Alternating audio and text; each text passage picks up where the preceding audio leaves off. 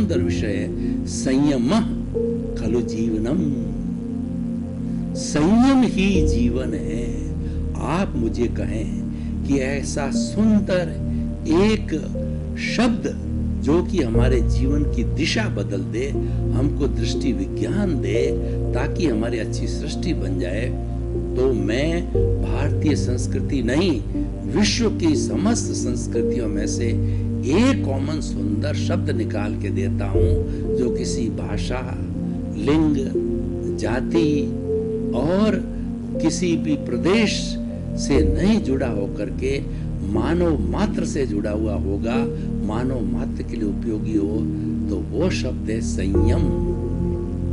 संयम के अंदर इतनी अर्हता है, इसके अंदर इतनी जो है वो कहना चाहिए इसकी उपयोगिता है, और इतना इसमें गुण है कि आप आज अगर यूनाइटेड नेशनल ऑर्गेनाइजेशन यूएनओ अगर संयम खलु जीवनम का एक सूत्र पूरे विश्व को दे और अपना जो है ये एक राजधर्म बना ले, तो पूरे विश्व के अंदर शांति हो सकती है, पूरे विश्व में निशस्त्रीकरण हो सकता है, और कोरोना जैसी हमारी महामारी को भी इस सूत्र से हम जीत सकते हैं सूत्र से, क्योंकि ये संयम जो है सबके प्रति भला सोचने वाला है। संयम से जुड़ा हुआ सूत्र है वो अहिंसा का सूत्र है, और संयम के लिए कहा गया है सर्वभूतेषु संयम अहिंसा।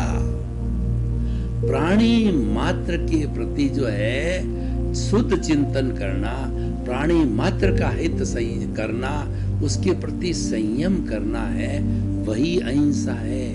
संयम हर चीज का हो सकता है, खाने का संयम, पीने का संयम, उठने का संयम, बोलने का संयम, संपत्ति अर्जित करने का संयम, और जो है लोगों से व्यवहार करने का संयम, हर चीज का संयम हो सकता है।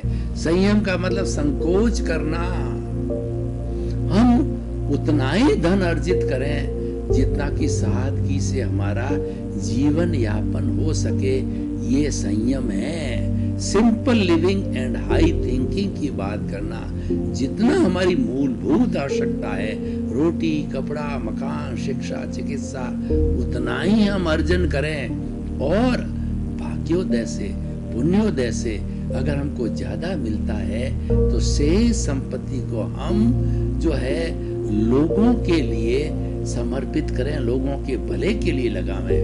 मैं आपको अभी मैंने कल ही अखबार में पढ़ा था कि जो विश्व के सबसे रिचेस्ट पर्सन जो अमेरिका के बिल गेट्स है, उन्होंने 13 वर्ष की अवस्था के अंदर एक आईटी फर्म अपनी पत्नी के साथ करके खोली थी, और बढ़ते बढ़ते जो विश्व विख्यात हो गई और वो विश्व के सबसे बड़े धनाढ्य व्यक्ति हो गए। तो अभी तक वो क्या कर रहे थे, अपनी सिंप्लिसिटी के आधार पर 1-2% अपनी आय का अपने परिवार पे खर्च करते थे। 97-98% जो है उन ट्रस्टों के माध्यम से जो है वो लोगों की शिक्षा, चिकित्सा, रोटी, कपड़ा, मकान, शिक्षा, चिकित्सा, रोजगार पे विश्व के अंदर लगाते थे। अब उन्होंने क्या चिंतन किया है, वो 65 वर्ष के होने जा रहे हैं कि मैं ज्यादा समय मेरी कंपनी को दे रहा हूँ एज ए उसका जो मैनेजिंग डायरेक्टर, तो वहां से एमडी के पद से हट गए, सिर्फ संरक्षक के रूप में रहे, और उन्होंने संकल्प किया कि शेष जीवन जो ये पैसा मेरी आईटी कंपनी का आता है और वो चैरिटेबल ट्रस्ट में जाता है, तो मैं मानव कल्याण के समय ज्यादा समय उसमें लगाऊंगा। कहने का अर्थ क्या है, उन्होंने संयम किया, उन्होंने त्याग किया।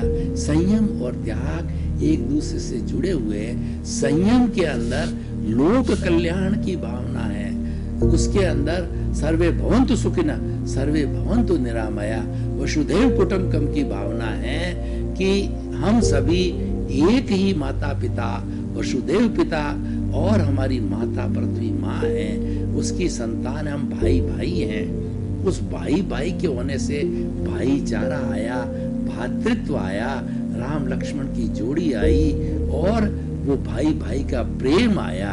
सबसे बड़े प्रेम को भाई भाई का प्रेम, भाई बहन का प्रेम की परिभाषा दी गई, क्योंकि उसमें संयम की भावना है, उसमें त्याग की भावना है, उसमें संकोच करने की भावना है।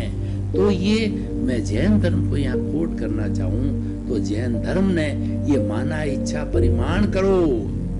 जो हमारे साधु सन्यासी है जैन धर्म के, वो हिंसा करते नहीं, करवाते नहीं, अनुमोदते नहीं, मन से नहीं, वचन से नहीं, काया से नहीं।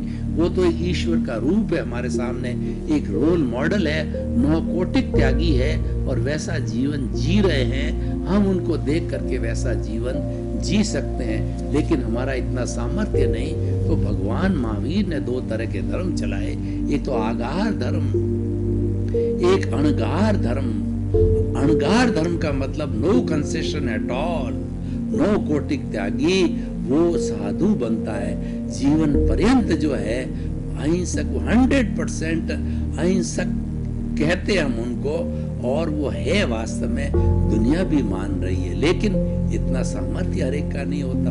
भगवान करुणाशील है, हर एक को मुक्ति दिलाना चाहते हैं। उन्होंने अणुव्रत का रास्ता निकाला, उन्होंने जो 5 महाव्रत 100% पालन करने वाले साधु सन्यासी है, अहिंसा, सत्य, अचौर्य, ब्रह्मचर्य और अपरिग्रह, 5 महाव्रत को सामान्य लोगों के लिए अणुव्रत की परिभाषा दी। अणुव्रत के अंदर थोड़ी छूट है, रिलैक्सेशन है।